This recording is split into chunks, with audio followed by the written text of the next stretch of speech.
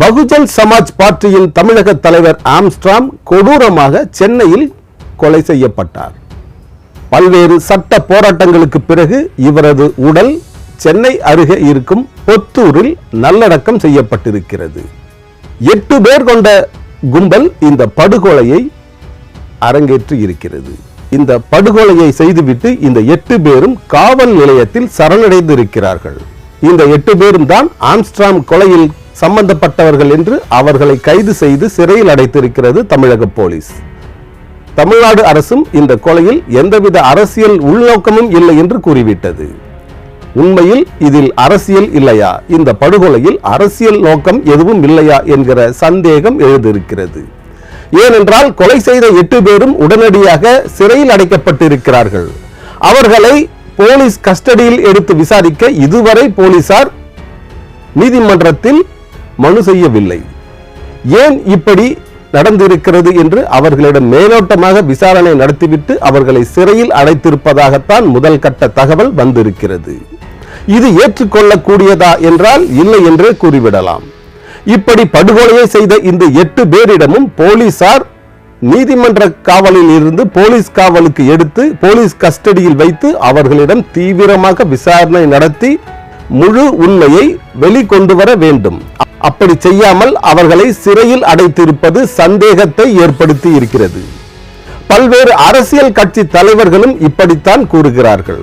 இந்த கொலையில் அரசியல் சம்பந்தப்பட்டிருக்கிறது என்று கூறுகிறார் தமிழக பாஜகவை சேர்ந்த தமிழிசை சவுந்தரராஜன். அதே போன்றுதான் நாம் தமிழர் கட்சியின் சீமானும் இதில் அரசியல் உள்நோக்கம் இருப்பதாக சந்தேகம் எழுந்திருக்கிறது என்று கூறியிருக்கிறார். இப்படி சந்தேகத்திற்கிடமான இந்த படுகொலையில் அரசியல் உள்நோக்கம் எதுவுமே இல்லை என்று முதல் கட்ட விசாரணையிலேயே தெரிந்துவிட்டதாக போலீசார் கூறுவதுதான் சந்தேகத்தை ஏற்படுத்துகிறது. பிஎஸ்பி தமிழக தலைவர் ஆம்ஸ்ட்ராங் அவர் செய்த அரசியல் புரட்சிகரமானது. தமிழகத்தின் புதிய அரசியலை அவர் தமிழ்நாட்டில் அறிமுகப்படுத்தி அதை செய்து கொண்டிருந்தார். குறிப்பாக பட்டியல் சமூகத்தை சேர்ந்தவர்களும் பிற்பட்ட மிகவும் பிற்பட்ட மைனாரிட்டி சமூகத்தை சேர்ந்தவர்களும் ஒன்றிணைய வேண்டும் என்பதுதான் அவரது அரசியலின் முழு நோக்கமாக இருந்திருக்கிறது. அவர் பேசிய மேடை பேச்சுகள் எல்லாமே அப்படித்தான் இருக்கிறது. அவர் இறுதியாக பேசிய மேடை பேச்சும் அதைத்தான் கூறுகிறது. அந்த மேடை பேச்சை இப்போது கேட்டுவிட்டு வாருங்கள். ஒரு இடத்துல 38% ஒரு செய்யூர் தொகுதியில் போய் 44% ஷெட்யூல் காஸ்ட் மக்கள் இருக்கிறாங்கன்னா அங்கே ஒரு 35% வன்னியர் மக்கள் இருக்கிறாங்க. இன்னைக்கு கும்மிடிப்பூண்டியில் ஒரு 36% இருக்கிறாங்க. ஈக்குவலாக 36% மக்கள் இருக்கிறாங்க. எங்கே போய் பார்த்தாலும் இந்த 2 சமூகம் மெஜாரிட்டியாக இருக்குது. வாக்கு பெட்டின்னு பார்த்தீங்கன்னா இந்த மக்களுடைய ஓட்டு அதிகமாக இருக்குது. 80% 70% இந்த மக்களுடைய ஓட்டு இருக்குது.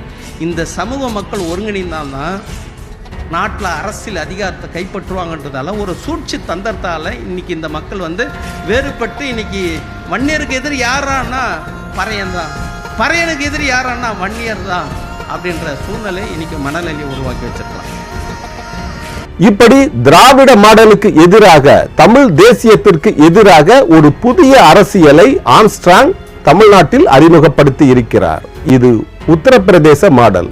உத்தரப்பிரதேசத்தில் காஞ்சிராம் என்கிற ஒரு மாபெரும் தலைவர் உருவாக்கிய அந்த வழிகாட்டுதலின் பேரில் தான் அங்கே மாயாவதி அந்த மாநிலத்தின் முதல்வராக ஆனார்.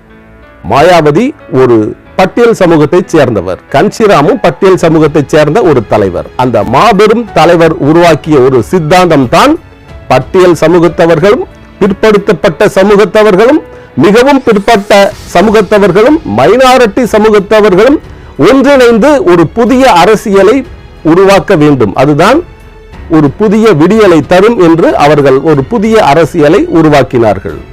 அந்த அரசியல் தான் உத்தரப்பிரதேசத்தில் 20 வருடங்கள் மாயாவதி முதலமைச்சராக ஆட்சி செய்ய வழிவகுத்தது.